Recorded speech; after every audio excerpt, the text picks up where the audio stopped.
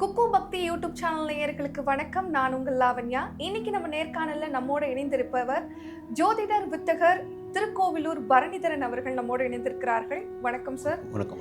இன்னைக்கு நம்ம நேர்காணல்ல என்ன மாதிரியான விஷயங்கள் பார்க்க போறோம் அப்படின்னு கேட்டீங்கன்னா, வார பலன்கள், அதாவது ஜூன் 15 இருந்து ஜூன் 21 தேதி இருக்கக்கூடிய அந்த வார பலன்களை பத்தி தான் இன்னைக்கு நம்ம எபிசோட்ல பார்க்க போறோம். ஸோ அவர்கிட்ட கேட்டு தெரிஞ்சுக்கலாம் வாங்க. ஐயா வணக்கம் ஐயா. பொதுவாகவே மேஷராசிக்காரங்கன்னு சொன்னாவே ரொம்பவே முரட்டுத்தனமான ஆளு, எதுக்குமே அடங்கவே மாட்டாங்க, ரொம்ப கோவக்காரங்க அப்படின்னு சொல்றாங்க. ஸோ அவங்க உண்மையிலே ரொம்ப கோவக்காரங்க தானா, இல்லை அவங்களுக்கு பாசம் அதெல்லாம் இருக்காயா? எப்படி ஐயா அவங்க ராசி? சரியா கேள்வி கேட்டீங்க. இப்போ மேஷ ராசிக்கு அதிபதி யாருங்க? செவ்வாய்.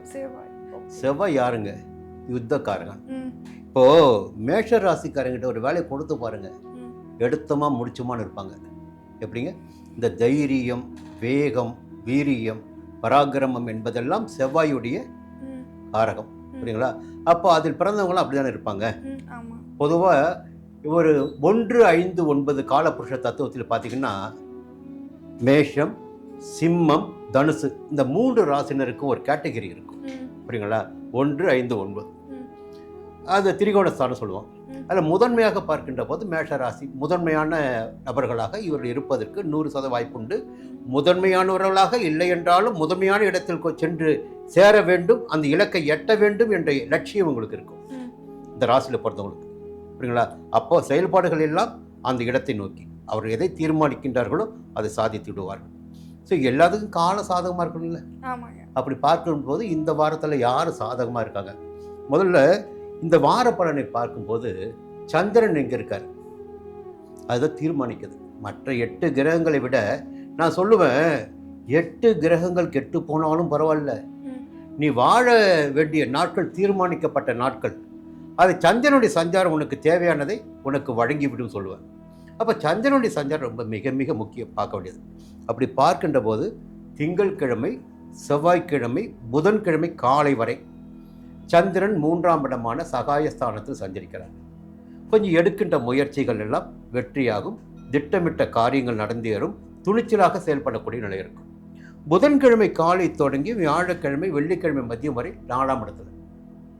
அப்போது உழைப்பின் காரணமாக கொஞ்சம் எதிர்பார்த்த சந்தோஷங்கள், எதிர்பார்த்த வருமானம், ஒரு நிம்மதியான நிலை. உழைப்பும் இருக்கணும், உழைப்பின் காரணமாக ஆதாயம் இருக்கணும். இப்போ ஒரு இடம் போய் பார்க்கணும், அந்த இடத்துக்கு போகணும் இல்லை, அது உழைப்பு. எந்த இடத்துக்கு போனாலும் இது கிடைக்கும் என்றால் அங்கே போய் தான் ஆகணும். உழைத்தால் மட்டும்தான் அதை இவர்களால் அடைய முடியும். ஆனால் இவங்களுக்கு சோம்பேறித்தனம் இருக்காயா? நிச்சயமா இருக்காது. மேஷ ராசியில் பிறந்தவர்களுக்கு சோம்பேறித்தனம் இருக்காது. அங்கேயும் ஒரு 3 கேட்டகரி இருக்கு. என்ன? கேதுவுடைய சாரம் சில பேருக்கு இருக்கு, அசுவினி. சுக்கிரனுடைய சாரம் பரணி. புரியுங்களா? சூரியனுடைய சாரம் கிருத்திகை. இப்படி சில தன்மைகள் மாறுபடும். மேஷ ராசியில் பிறந்த எல்லாருக்குமே ஒரே தன்மைன்னு சொல்ல முடியாது. சரிங்களா? அப்போ சில பேர் அப்படி இருக்கலாம், சில பேர் இப்படி இருக்கலாம். அப்போ நிறைய விஷயங்கள் ஜாதகத்தில் பார்க்கணுங்க. மேலோட்டமாக நம்ம பேசிகிட்டு இருக்கோம், பொது பலனில் மேலோட்டம் பேசுவது. அப்படி பார்க்கின்ற போது இந்த வெள்ளிக்கிழமை மதியம், சனிக்கிழமை, ஞாயிற்றுக்கிழமை குழப்பத்திற்கு இடம் கொடுக்காமல், ஏன்னா 5ஆம் இடம் என்பது பூர்வ புண்ணியஸ்தானம், புத்திரஸ்தானம். அங்கே சந்திரன் போகின்ற போது கொஞ்சம் குழப்பம் ஏற்படுவதற்குள்ள வாய்ப்பு உண்டு.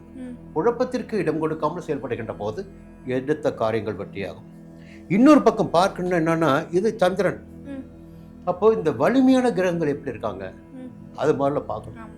இப்போ இயல்பாகவே ராகு 11, எப்படி ராகு 11. அப்போ லாபஸ்தானத்தில் ஒரு பாப கிரகம் சஞ்சரிக்கின்ற போது வருமானத்தை அதிகமாக கொடுக்க வேண்டும். எந்த முதலீடு எந்த அளவிற்கு இருக்கிறதோ அதற்கேற்ற வருமானம் கிடைக்கணும். இது வேற என்னென்ன வருமானத்தில் அப்படி கொட்டுன்னு சொல்ல முடியாது. உன்னுடைய முதலீடு எந்த அளவிற்கு இருக்கிறதோ அந்த அளவிற்கு. இல்லை வர வேண்டிய பணம் 10,000 10,000 வரும், லட்சம் வரும், கோடி வரும். அப்போ எல்லாருக்கும் ஒரே சொல்ல முடியாது. அப்போ 11ஆம் இடத்தில் ராகு இருப்பவர் பணத்தை கொடுப்பார், வர வேண்டிய பணம் வரும்.